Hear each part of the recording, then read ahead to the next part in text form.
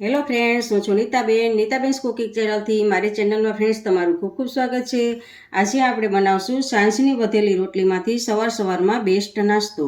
તો આ નાસ્તાની રેસીપી જોતા પહેલાં હજી સુધી તમે મારી ચેનલને સબસ્ક્રાઈબ નથી કર્યું તો સબસ્ક્રાઈબ કરી લેજો અને બાજુમાં રહેલ બેલ આઇકન પ્રેસ કરીને ઓલ સિલેક્ટ બટન પ્રેસ કરજો, જેથી મારી નવી રેસીપીના દરેક નોટિફિકેશન સૌથી પહેલાં તમને જોવા મળે. અને તમને આ રેસીપી ગમે તો લાઇક અને શેર કરવાનું પણ ભૂલતા નહીં. તો ચાલો બનાવીએ. જુઓ ફ્રેન્ડ્સ, આપણે આજે આ વધેલી રોટલીનો નાસ્તો બનાવવાનો છે. તો સાંજની રોટલી વધેલી હતી, 1 2 3 4 ને 5 રોટલી વધેલી છે.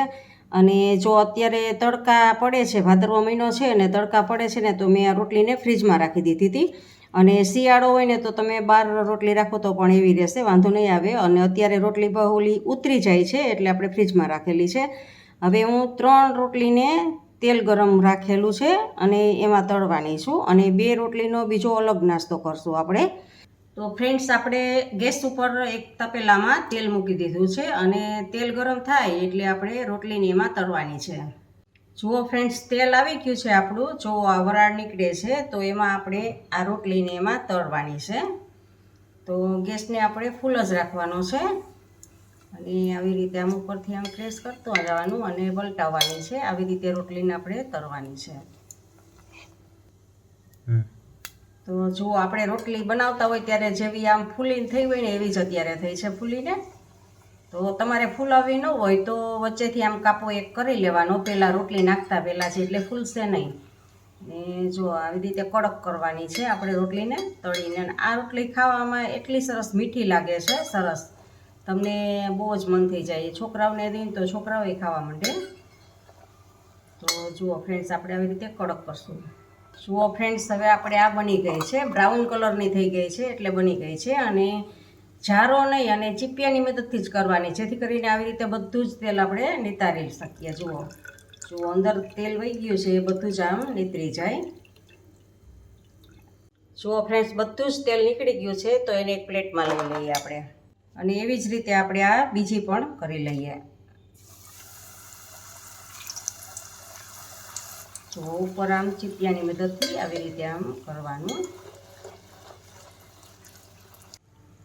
જુઓ ફ્રેન્ડ્સ, આપણે 3 રોટલી કરી લીધી છે અને હવે આપણે ગેસને ઓફ કરી દીધો છે, કારણ કે આપણી 3 રોટલી બની ગઈ છે. અને સાવ તેલ નિતારી લીધું છે અને જુઓ આમાં રાખી દઈ છીએ.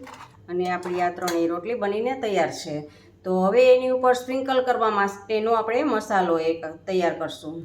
મસાલો તૈયાર કરવા માટે આપણે કાશ્મીરી મરચું લીધું છે. કાશ્મીરી મરચું 1 નાની ચમચી કાશ્મીરી મરચું એડ કરશું. અને અડધી ચમચી આપણે સંચળ પાવડર એડ કરશું. અને અડધી ચમચી ચાટ મસાલો એડ કરશું. અને અડધી ચમચી આમચૂર પાવડર એડ કરશું. આ બધું જ એડ કરી અને મસાલાને મિક્સ કરી દેવાનો છે. અને આવી રીતે આ મસાલો તમે ફરસાણ ઉપર પણ લગાવી શકો છો. આમાં હજી તમારે મરી પાવડર નાખવો હોય તો મરી પાવડર પણ નાખી શકો છો. અને આ બધું જ આવી રીતે આમ મિક્સ કરી દેશું.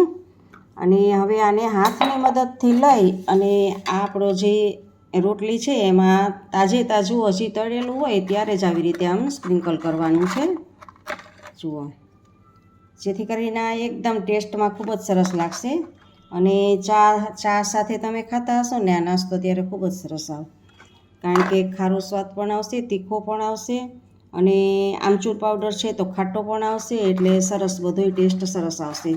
તો આવી રીતે સ્પ્રિંકલ કરી દેવાનું છે. અને આ મસાલો જે બચેલો છે એને એક ડબ્બીમાં ભરીને રાખી દેવાનો છે. કોઈ પણ ફરસાણ બનાવો ત્યારે ફરસાણ ઉપર પણ આ છાંટી શકો છો, અથવા તો બટેટાની ચિપ્સ બનાવતા હો ત્યારે પણ એમાં છાંટી શકાય છે, અથવા તો આવો નાસ્તો પાછો બનાવતા હો ત્યારે એની પર પણ આપણે નાખી શકાય છે. હવે જે આ વધેલી 2 રોટલી છે એનું આપણે શાક બનાવશું. એકદમ થેપલા જેવું જ આ શાક લાગે છે. જુઓ, આવી રીતે આને કટકા કરી લેવાના છે. આમ હાથની મદદથી નાના મોટી સાઈઝના જેવડા કરવા હોય એવડા કટકા કરી અને પછી પાછા આવી રીતે આમ પોળા કરી દેવાના છે, જેથી કરીને એકાબીજાને ચોટેલા હોય તો અલગ પડી જાય. અને ફ્રેન્ડ્સ, હવે આપણે જે આ તેલ રાખેલું હતું, હવે આ તેલમાંથી મેં બધું જ તેલ કાઢી લીધું છે. 1 ચમચી જેટલું આપણે તેલ રાખ્યું છે. જે આપણે રોટલી તળી હતી એમાંથી 1 ચમચી જેટલું તેલ રાખેલું છે અને બધું જ તેલ આપણે લઈ લીધું છે. તો તેલ આપણું ગરમ થઈ ગયું છે તો એમાં આપણે થોડુંક જીરું એડ કરશું. જીરુંનો ટેસ્ટ ખૂબ જ સારો આવે છે. અને થોડીક આપણે હિંગ એડ કરશું. ગેસને ધીમો કરી દેવાનો છે. અને જે આ રોટલી 2 રોટલીના બટકા છે એ બટકાને એમાં આપણે એડ કરવાના છે અને ચમચાની મદદથી હલાવવાનું છે. તો આવી રીતે આમ એક વખત આવી રીતે હલાવી દઈશું અને પછી આપણે એમાં મસાલા કરશું. તો એમાં આપણે હળદર આપશું, થોડીક આપણે હળદર નાખશું અને સ્વાદ પ્રમાણે આપણે નિમક નાખશું અને થોડુંક લાલ મરચું પણ નાખશું, જેથી તીખું ખારું બધો જ ટેસ્ટ આવી જાય એમાં. ને જુઓ, અને થેપલા જેવું આ સરસ તમને થેપલા જેવું લાગે છે. ચાની જોડે આ ખૂબ જ સરસ લાગશે. તો આવી રીતે આમ આપણે આને હલાવવાનું છે. અને આને જો તમારે કડકડિયું ખાતા હો તો ધીમા ગેસ ઉપર ઝાઝી વખત હલાવવાનું છે અને નહીંતર થોડીક વાર હલાવી લેવાનું છે કડકડિયું ના ખાતા હો તો. અને ખૂબ જ આમાં મીઠું ને ચટણીને બધું જ લાગી જાય એટલે ટેસ્ટ ખૂબ જ સરસ આવી જાય છે. જો ફ્રેન્ડ્સ, આપણું શાક પણ બની ગયું છે. તો આપણે ગેસને ઓફ કરી દઈશું અને આપણે એક પ્લેટમાં આને લઈ લઈએ.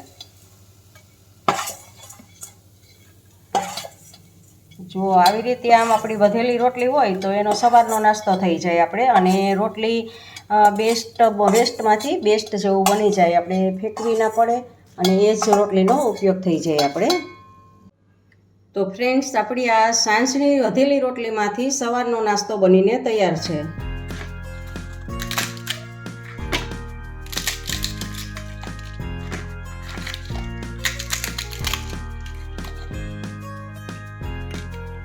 ફ્રેન્ડ્સ, તમને આ રેસીપી કેવી લાગી તે કમેન્ટ બોક્સમાં કમેન્ટ કરીને મને જરૂરથી જણાવજો.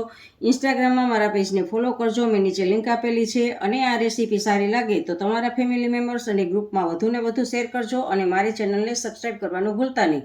આવજો, બાય. ફરી મળીએ નવી રેસીપી સાથે.